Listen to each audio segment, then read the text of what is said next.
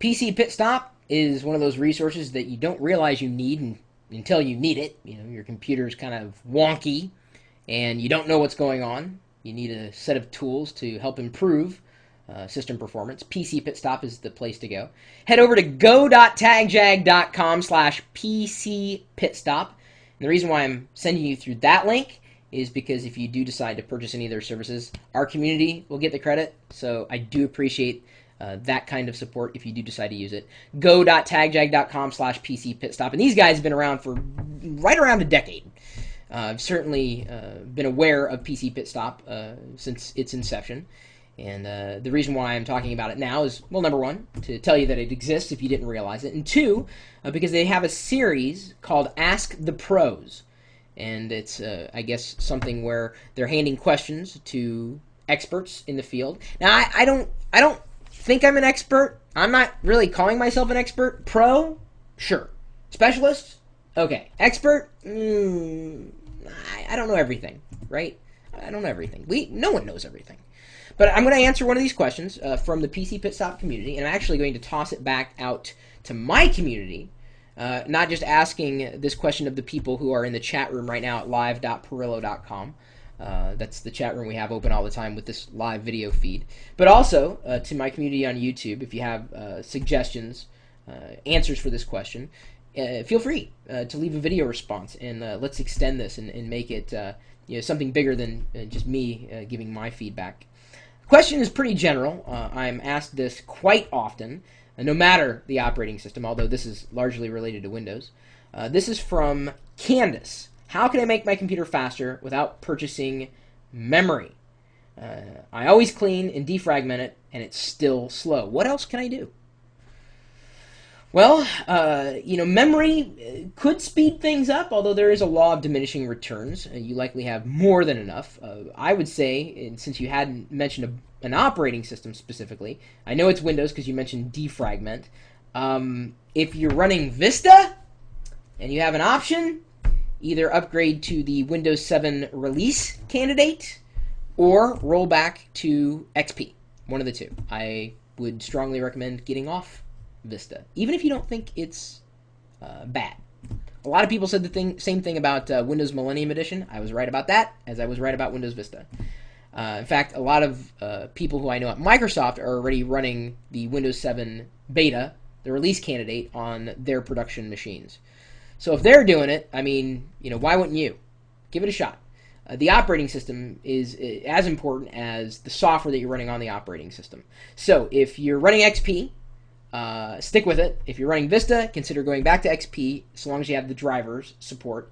And you may even consider moving to Windows 7 release candidate if you do plan on getting Windows 7. And my recommendation is to upgrade to Windows 7 when that is officially available later this year, allegedly. I think is that what Microsoft's saying? Linux, there's another option for you. I don't know if that's the thing. I'm not going to recommend Linux. And here's why. They're not saying they want a different operating system. They just want a faster system. And I'm looking at the chat room over here that I have because I can't see it as clearly when it's sitting inside the video as you can see it. I'm not going to recommend Linux at all because that's not what they're asking. Defragging is only going to help you so much. If your hard drive is full, consider getting rid of some of the data. And I don't mean deleting things willy-nilly. That would be storing your documents, your video files, your audio, images on a separate hard drive, potentially an external hard drive if you're not already pushing it to the cloud. You don't want to have your hard drive close to full because then it will not be running at, I guess, optimum speed. Another recommendation, since you don't want to go out and purchase memory, is potentially getting an SSD instead of an HDD that you likely have. That's probably your bottleneck, is the speed of your hard drive. If you don't want to upgrade any kind of hardware at all, then I guess there's no way around it. I would say the hard drive would probably increase your speed more than adding memory. Again, it's difficult to guess because I don't really have full specs of Candace's systems. I'm just kind of stabbing in the dark here. But the hard drive is likely the bottleneck of just about any system. After I had upgraded my Mac Pro to an SSD, replacing the HDD, it was like a completely different system. Such a speed increase, speed boost. a solid state drive versus a hard drive. No moving parts versus moving parts.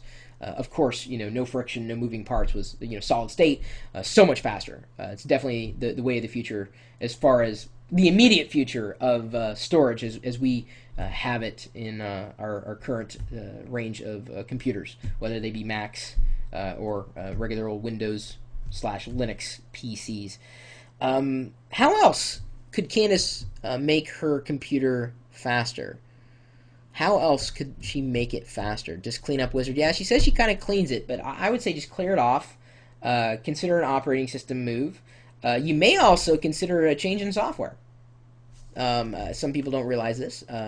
You don't need to have Microsoft Word to edit a Word document or to even view it. You could use Google Docs. Overclocking's not an option. That's for extreme geeks. That's for gamers. I don't think Candace is a gamer. She's not talking about gaming. OpenOffice, potentially. Although OpenOffice runs slower than Microsoft Office. Could be the software that you're using that's slow. Not just the operating system, but the software you're running on. You may consider, using alternative software for viewing PDFs. There are free versions out there that many in the community have likely recommended. Another thing that I would recommend is stop using Internet Explorer. Quite frankly, it sucks. JavaScript performance is horrible. And most sites these days are so JavaScript heavy that you want a browser that performs well. Like very, very well. This is one of the reasons why I recommend Safari, Google Chrome, any WebKit-based web browser, Firefox 3.5, which is still in beta. Out of all those, though, I'd say go with Google Chrome out of all those. And the reason why is because, you likely know the Google brand, and it's WebKit-based, and it's fast. So it's not just the operating system. It's not just the hardware. It's a combination of all these things. And I'm just going to guess that Candace is using Internet Explorer. That's what most people are using. It could be Internet Explorer 6, at which point I go, even IE7, IE8. I'm going to stop doing that because I'm getting a headache. I recommend Google Chrome for Windows, honestly. Safari is just as good on Windows. Either one. Google Chrome, I think, has more features, though. And it's fast. Fast. Fast. If you thought your computer was slow, it's not your computer. It's your software. Okay? Just saying. I mean, that general statement, but it's a pretty accurate one as well, given my experience with hardware and software. It's like when you first install Windows on a system, everything's fast. Windows itself is okay. It's just when you throw crap on top of it, that's when things slow down. So those are just a few tips that I'd pass along. General tips. Not a definitive list at all, but this is where I'm tossing it out to my community to hear their suggestions. I'm sure many of them have been making them those suggestions inside the video itself. That's why I place chat inside the videos that we record. It's there all the time. My email address, chris@pirillo.com. Of course, you can join us in our community of tech experts, or enthusiasts. I don't know if they're all experts. Geeks.pirillo.com. Then, as I said before, we've got this chat room that's typically talking tech right here in conjunction with this live video feed going out over the web 24/7 at live.pirillo.com. We'll see you later.